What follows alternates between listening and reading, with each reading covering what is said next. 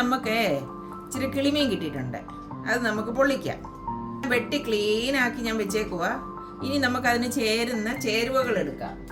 പച്ചമുളക്, ഇഞ്ചി, ഇച്ചിരി കൊച്ചുള്ളി ഉണ്ടെങ്കിൽ കൊച്ചുള്ളി. ഇവിടെ എനിക്ക് കൊച്ചുള്ളി ഇല്ലാത്തതുകൊണ്ട് ഞാൻ ഇച്ചിരി സവോള എടുക്കുവാണ്. കുരുമുളക്, വെളുത്തുള്ളി, കരിയാപ്പല, പിന്നെ ഇച്ചിരി മഞ്ഞൾ പൊടി. ഇത്രയും സാധനങ്ങൾ ഞാൻ മിക്സിക്കകത്തിട്ട് ഒന്ന് ചതച്ചെടുക്കും. നമ്മളെ കാണിച്ച സാധനങ്ങളെല്ലാം കൂടെ നമ്മൾ മിക്സിക്കകത്തിട്ട് നമുക്ക് ഇനി മീനിലെല്ലാം തേച്ച് പിടിപ്പിക്കാം.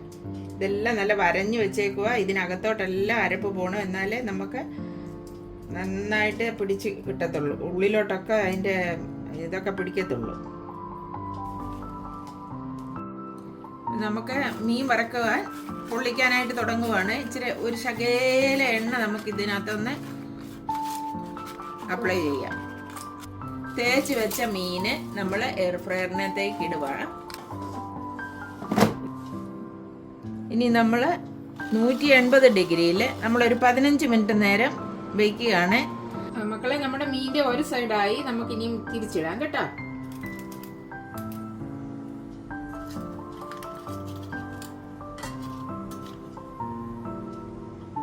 തിരിച്ചിട്ട് വീണ്ടും നമുക്ക് 15 മിനിറ്റ് നേരം നമുക്ക് വെക്കാം.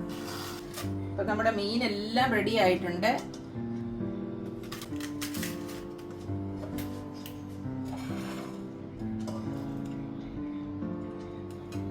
അപ്പൊ മക്കളെ, നമ്മുടെ എയർ ഫ്രയറിനകത്ത് എണ്ണയില്ലാതെ വറുത്ത മീൻ റെഡി ആയിട്ടുണ്ട്.